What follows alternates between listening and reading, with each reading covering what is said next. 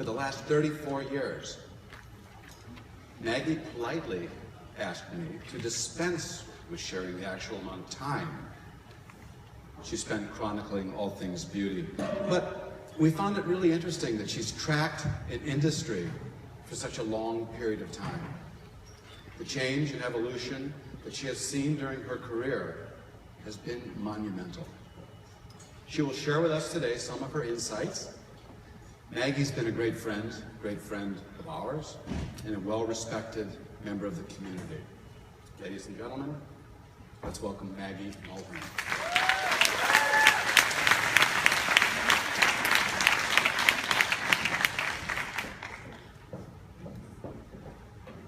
I asked Daniel to walk me out in case I fell. Hi, everybody. Are you good? Oh, yeah, I'm all good. Thank you. All right, good. Getting back without any catastrophe. Hi. It's very interesting when Daniel asked me to do this, and he interviewed me last week. He pointed out, wow, 34 years, that's kind of huge. What has changed in 34 years? And I think it's something kind of obvious to all of us, social media, and what that's done to the industry. And apparently Instagram is a bad word in here, but it's Instagram that has changed things, and YouTube, and everything. When I started 34 years ago, you had to live in New York or LA, London or Paris to be famous. But now, with social media, you can all be famous. Take, for example, I'm gonna do this, Guy Tang. Do we all know Guy Tang? Guy Tang is amazing. He is the Kardashian of the beauty industry. He has 1.1 million followers on Instagram. He has a huge YouTube following. He does Periscope. He does it all. And he's made himself famous. And it's all through color. He makes a fortune. He charges his clients like $2,000 for the day. He takes pictures of them. But I have to tell you, he's a great guy. And for those of you who know him, he's humble, and he's sweet, and he's kind, and he's generous, and he shares. So Guy Tang is really someone to emulate. But with all that success, you might say to yourself, well, why does he still need a modern? Why does he want Modern Salon to do a story on him? And he does. You know, he'll tell me things that he's doing. He wants me to write about him. He wants me to do something about him. And I'll tell you why. Because even though he has all those followers, this is the one thing I'm going to read because I don't want to mess it up. More than 1 million images have been shared with Modern on Instagram, making us the #1 hashtag in the professional beauty industry. This is kind of huge for us. It's a milestone. Thank you. It happened this fall, and we are the #1, and that's easy to check. We're so proud of it, but more importantly, thank you, because you guys are the ones who are hashtagging Modern, so it's a really cool thing. We have more than 700,000 unique visitors each month to our site. Some of our YouTube videos have been viewed more than 4 million times. And on a monthly basis, our editorial content is picked up by BuzzFeed Beauty, Harper's Bazaar, Cosmo, Vogue.com, and 17. And our editor-in-chief, Allison Alhamed, is a licensed cosmetologist. So why does somebody like Guy Tang need us? Because it's credibility. Because he can put up all the stuff he wants, you can put up all the stuff you want, but when you have that third-party endorsement, when you have a Modern Salon or a Vogue or any other publication giving you the nod, that's huge. That means somebody else is recognizing you. I mean, you can look at Guy's wonderful pictures and know he's great, but then when somebody else is saying he's great and giving you great editorial, that's really big. So, let me see. That was Modern Salon. So I want you to meet, is it not going up there? Danielle Kiesling? There she is. All right, Danielle Kiesling is a salon owner. She owns Salon Karma in Bluffton, South Carolina. She has 6 or 7 stylists, and she carries Orbe. She's a big Orbe girl. And she opened her salon about 5 or 6 years ago, and she did everything right. She wanted to get that third-party endorsement. She wanted editorial. So she contacted every magazine in town, and she contacted every newspaper and every newscaster and said, please come to my salon, I'll give you a free haircut, I want you to know who we are. She sent emails, she called, nothing. No one communicated with her. No one called her back, no one emailed her back, and it was like crickets. There she was doing good, but she wanted to be great. She was charging what was everybody else was charging in the area, $50 for a haircut. But she wanted more, and she wanted to be famous, and she wanted her salon to be great, she wanted her staff to be doing better. So she realized after 2 years of trying to contact people and nobody's responding, she almost gave up. And then she looked on modernsalon.com and she saw a post on Artist Session. Artist Session is Modern's program. We hold it twice a year. We only allow 10 or 11 hairdressers to come to it. It's a 2-day workshop where we teach you how to do a photo shoot that's cover worthy. We teach you how to contact editors. We teach you who to reach out to, all the stuff that she felt she needed. So she signed up for Artist Session. And I didn't know anything about her. All I know is here's this pretty Danielle Kiesling sitting in the front row, and she's taking notes, and she's totally engaged, and she's interviewing every speaker. And during the break, she's coming up to me, and she says, Maggie, what's like really hot right now? You know, if I want to get something published, and at the time I said, all right, well, you know, texture is really important, extensions are huge, braids are huge, and she goes, okay.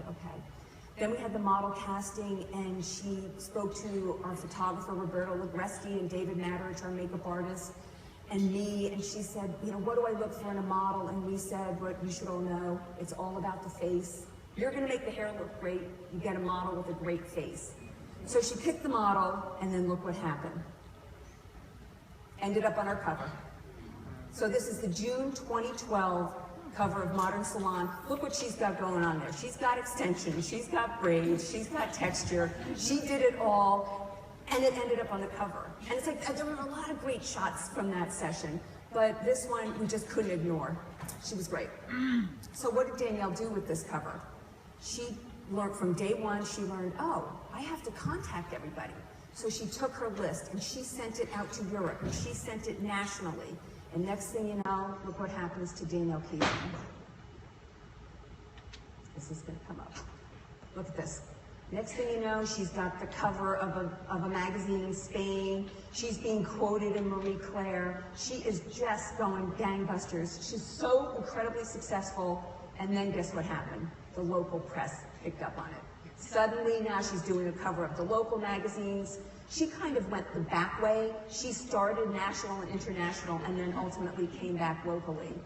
But it was learning how to communicate with editors. And she already knew it was important. I'm telling you guys it's important. And she now knew how to do it. So I called Danielle and I told her I'm meeting with all the luxury brand partner people, and you know what, tell me the top 3 things you learned at Artist Session that really made a big difference. And she said, I'll give you 3. All right, so number 1 was, all right, there it is. It had to format an email. And I can almost hear your eyes rolling, thinking, oh God, you're not gonna tell us how to write an email, are you? And I'm not, but I have to tell you, I get 400 to 500 emails a day. So that's more than the people in this room. And obviously, I can't read them. The people on our staff can't read them. So this is what she used to do. And she said, I learned not to do this. This was very important. She would just go down our masthead and just put everybody's name in there.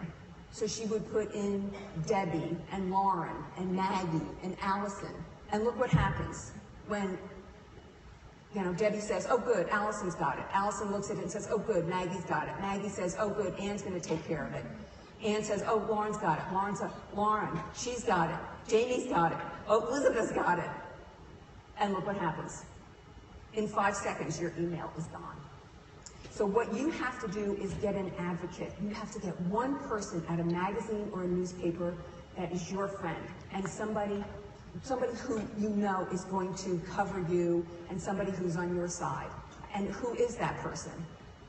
I'm going to tell you it's not Anna Wintour, You know, your email was deleted by her assistant 5 assistants ago. She is the chief editor of Vogue. Actually, she's not even that anymore. She is just beyond. So you make sure it's the right person. And who is that right person?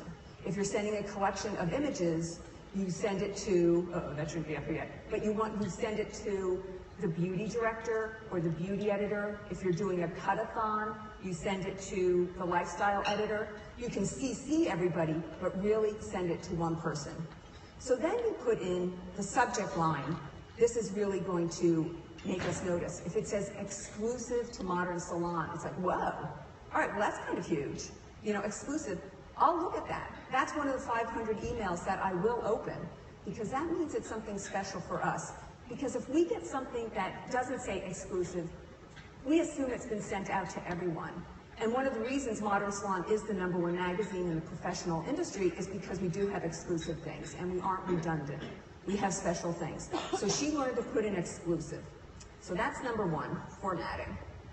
Number 2 is the content. And the content has to be right. And it's funny, there was somebody who used to send me things, a salon owner used to send me great, great content. And then he hired a PR firm. And the PR firm started sending me do-it-yourself stuff, like do-it-yourself hair color and do-it-yourself braids. This is not right for the modern audience. You have to make sure your content is tailored for the person that you're communicating with, for the publication that you're communicating with. And you also have to be very careful that it's not, for example, somebody sent us a whole collection, a beautiful collection, and all the models are like this with guns, and we can't do that. You know, we're gonna get in trouble, you know, especially with what's going on in the world. And, you know, be careful sending furs. Like, I'm uncomfortable, you know, running anything with a fur. So make sure that you're sending the right thing to the right people, and make sure it's exclusive. And then this is the last thing. I said, so what's the third thing, the last thing? And she said, Maggie, you said how important it is to say thank you. And gratitude is huge. When we do a post, when I do Instagram and I regram something, I would wait a half an hour and I'm gonna go back in and I'm gonna scroll through. And if I see that that person who I regram has the emojis, oh thank you, and the applause and the tears running down the face, I mean, even talking about it, I get covered with willies. That means so much to me and to us on the staff of Modern. We are trying to drive people to you. We want you guys to be as successful as you can be. I know one salon said, she said, every time I do a post, I regram one of her posts, she gets 10 new clients that month. And they all come in and they said, this is what I saw on Instagram. And again, here it is, it's that third-party endorsement. To have gratitude is just so important, and that's what of 3 things that she felt was the most important. And the bottom line is, we want to do it again. If you say thank you, and we don't need flowers, we don't need a fruitogram or whatever those are called, just a simple thank you. And with that, I'm doing something you're not supposed to say thank you at the end. I learned this when we were learning about TED Talks. You're not supposed to say thank you, but I am thanking you because you guys have been here a long time, and I'm very grateful for the attention. Thank you.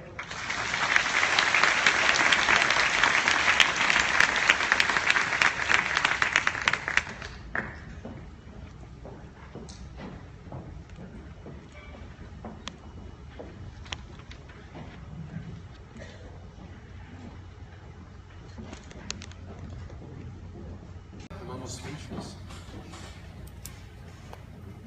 The time, controversial window design for Barney's